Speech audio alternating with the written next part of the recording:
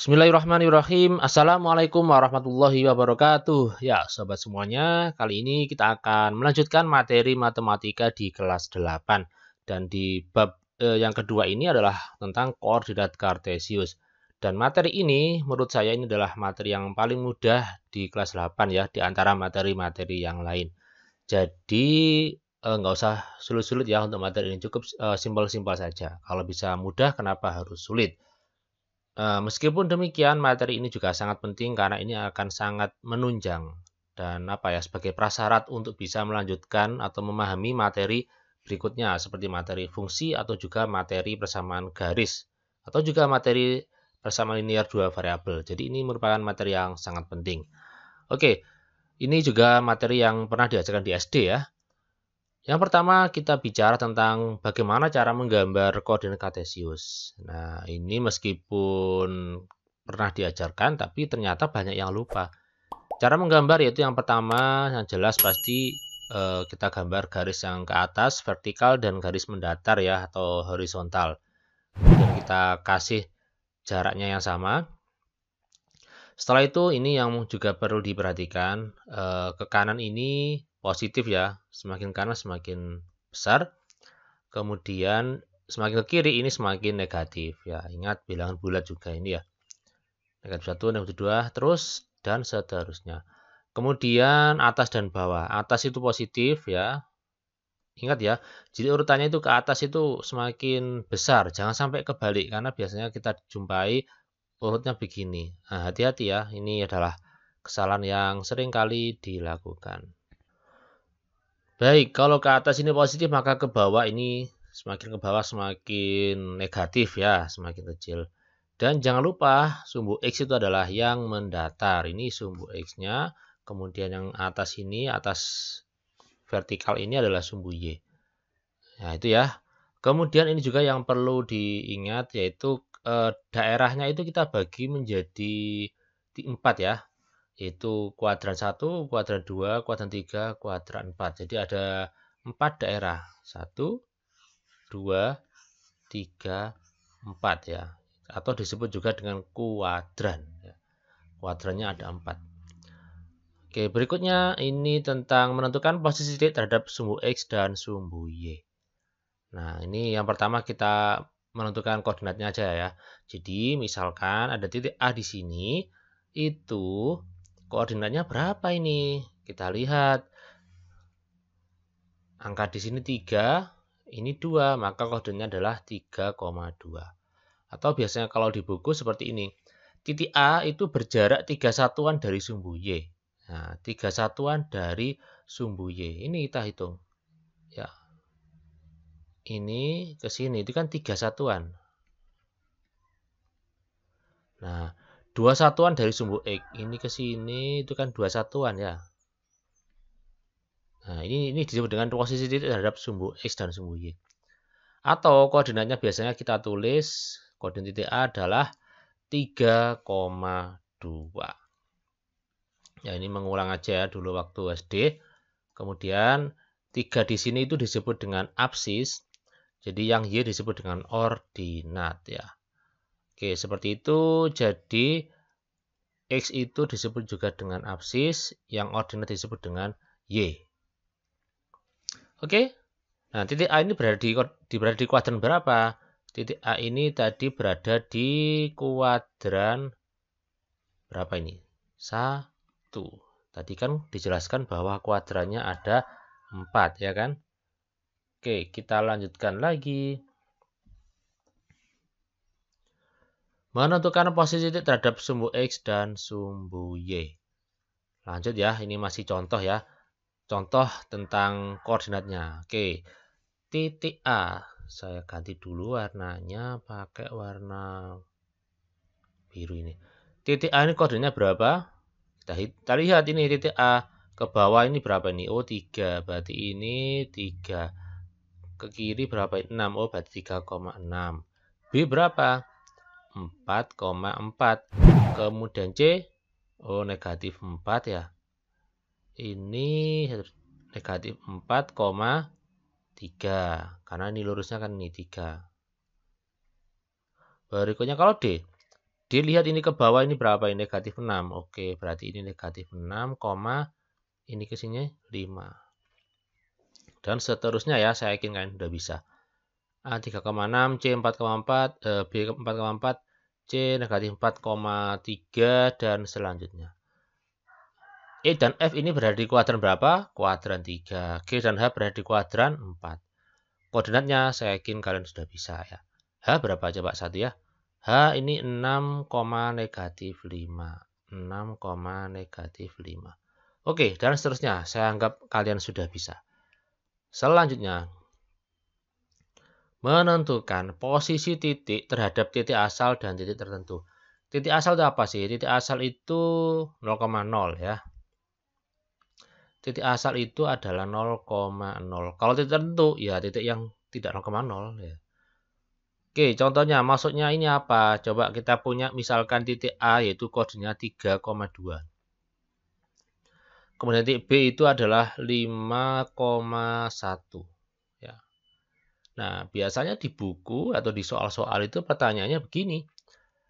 Tentukan kedudukan ya, kedudukan atau posisi ya. Posisi A terhadap B. Maksudnya apa ini? Jadi kita lihat posisinya A kalau dilihat dari B itu loh. Bagaimana?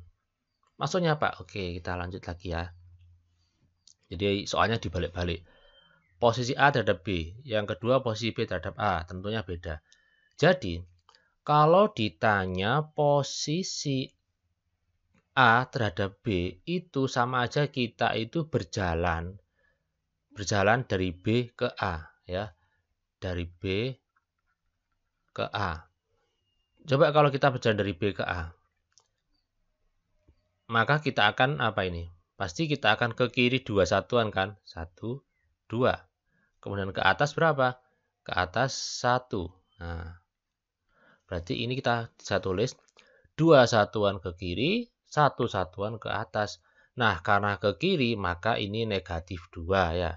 Jadi kalau kiri negatif, kalau kanan positif. Ke atas, nah ke atas itu positif. Kalau ke bawah itu negatif. Oke. Jadi posisi A terhadap B adalah negatif 2,1. Oke, itu. Kemudian kalau posisi B terhadap A, itu sama saja kita berjalan dari A ke B. Jadi kalian belajar dari A ke B. Apa yang kalian lakukan? Maka yang pertama yaitu kalian harus ke kanan kan? Ke kanan. 1. Kemudian 2. Oke. Kemudian ke bawah kan? Ke bawah berapa? Ke bawah 1 satuan. Berarti kita tulis 2 satuan ke kanan, 1, 2, kemudian 1 satuan ke bawah. Karena ke kanan maka ini positif 2. Ke bawah ini negatif 1. Oke, mudah ya. Semoga bisa dipahami. Berikutnya kalau misalkan posisi A terhadap titik asal atau titik 0,0. Artinya kita itu berjalan dari titik O ke A. Dari titik O, ini O ya.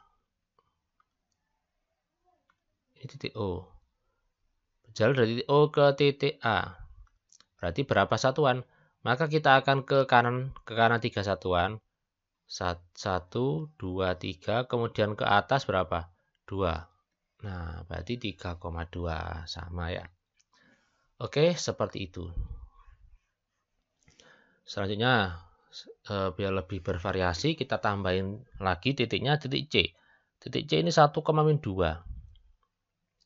Kemudian kalau ditanya posisi A terhadap C. Posisi A terhadap C itu sama saja kita itu berjalan dari C ke A. Jadi gitu ya. C ke A. Gitu. Coba kalau kita dari C ke A, maka apa yang kita lakukan? Maka kita akan berjalan ke kanan. Ya, ingat ya, X dulu ya, bukan Y dulu. Kiri atau kanan dulu. Nah, ini C ke A kan kebetulan ke kanan. Kanan berapa satuan? 2 kan? 1, 2. Oke. Berarti ini 2. Terus ke atas berapa ini? 1, 2, 3, 4. Oh, berarti 2,4. Nah, ini ya, 2,4 ini adalah posisinya. Oke, Semoga bisa dipahami. Kita lanjut lagi. Bagaimana kalau dibalik lagi? Ya, perlu diketahui bahwa ini adalah materi inti di bab ini ya. Jadi mohon benar-benar dicermati ya untuk posisi titik terhadap titik tertentu. Selanjutnya posisi C terhadap A dibalik sekarang. C terhadap A berarti kita itu berjalan dari A ke C. Nah, coba kalau kita jalan dari A ke C, apa yang kita lakukan? Turun dulu Pak. Oh nggak boleh. Jadi X dulu ya. X dulu artinya kanan atau kiri dulu. Jadi ini kan kebetulan kan C di sini. Berarti ke kiri dulu. Ke kiri berapa satuan? 2 kan? 1, 2. Berarti negatif 2 nanti ya. Negatif 2. Kemudian ke mana nih? Ke bawah 1, 2, 3, 4. Oh berarti negatif 4. Berarti negatif 2, negatif 4. Oke seperti itu ya. Nah, berikutnya kalau posisi B, oke, kasihan B nggak dipakai, makanya ini kita pakai lah. Posisi B terhadap C, berarti kita berjalan dari C ke B. Coba kalau kita dari C ke B, maka kita akan ke kanan kan ya. Saya ke atas Pak, nggak boleh, harus X dulu. Kiri atau kanan dulu ya. Jadi ini kan kebetulan ke kanan. Ke kanan berapa satuan? Kita lihat, 1, 2, 3, 4. 4 satuan kan ya. Kemudian ke atas berapa? Karena ini ke kanan berarti positif kan 4. Kemudian ke atas berapa? 1, 2, 3. Oh 3. Positif karena ke atas. Berarti 4,3. Seperti itu. Mungkin ada yang tanya, Pak, bagaimana kalau misalkan di soal itu yang ditanya itu adalah misalkan ya, kita punya A itu 100,70 ya. Kemudian B-nya itu 3,1. Nah kan apakah kita harus menggambar kartesius di mana titiknya sampai 100 sampai 70? Nah, bagaimana caranya? Ternyata kita tidak harus menggambar atau menggunakan cara ini. Kita gunakan cara, coba ya, kita akan buat suatu kesimpulan ya, suatu cara ya yang bisa kita peroleh dari ilustrasi ini. Oke, coba perhatikan sekarang. Posisi A terhadap B. A-nya berapa? Koordinat 3,2. B-nya 5,1. Ternyata menjadi, saya hapus ya. Ternyata menjadi negatif 2,1. Coba perhatikan. Oh, berarti ini 3, ini 5. Jadi negatif 2. Berarti diapakan nih? Ternyata ini dikurangi.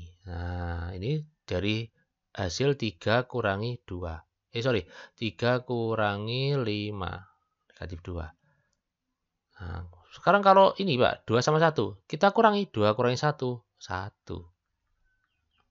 Gitu ya. Jadi kalau ada soal misalkan A ke B, A-nya 100,70. Kemudian B-nya itu 3, berapa ya? 1. Maka posisi A terhadap B yaitu tinggal kita hitung aja. 100 kurangi 3 berapa? 97. 70 kurangi 1 69. Ya, begitu ya. Jadi tidak usah menggambar lagi.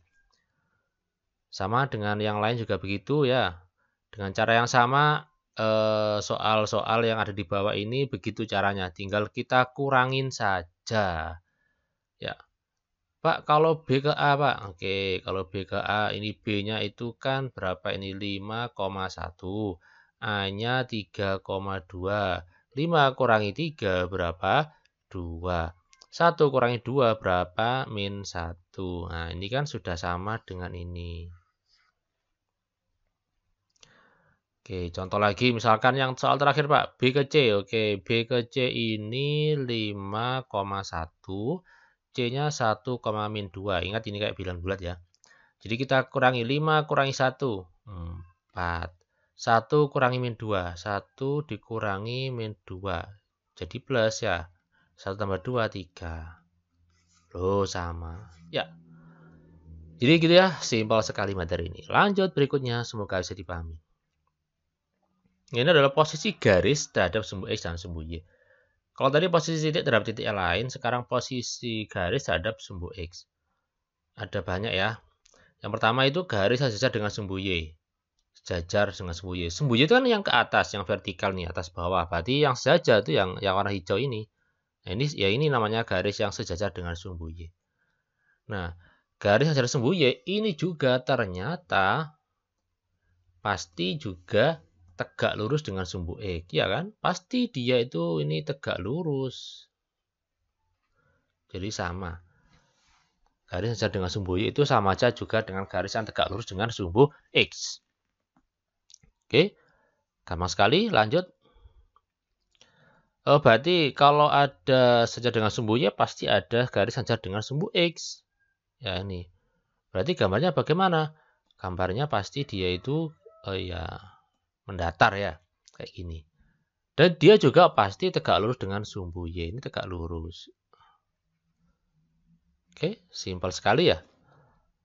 Nah, apakah hanya ini, Pak? Oh, ada lagi ya.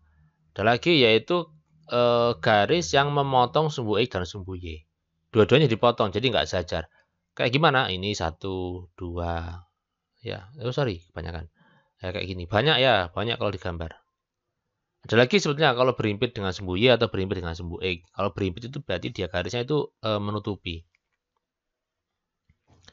Oke, bisa dipahami? Sekarang kita akan ke contoh. Gambarlah 3 garis yang berpotongan dengan sumbu X dan sumbu Y melalui titik Q 2,7. Misalkan kita punya Kartesius 2,7 ya. 2,7 di sini. 2,7. Oke, saya pakai warna lain. Kemudian ya ini ya 2,7 kita buat garis yang melalui atau yang berpotongan dengan sumbu dan sumbu Y, yaitu garis yang biru. Apakah hanya ini saja, Pak? Banyak sekali. Nah, ini. Apakah hanya ini? Banyak sekali, ada lagi. Apakah hanya ini? Banyak. Kalau kita tambahin lagi, kemungkinannya sangat banyak ya. Bisa kita tambahkan dari mana nih? Dari sini juga boleh, ini banyak ya, dan sebagainya. Nggak hanya 3, tapi banyak.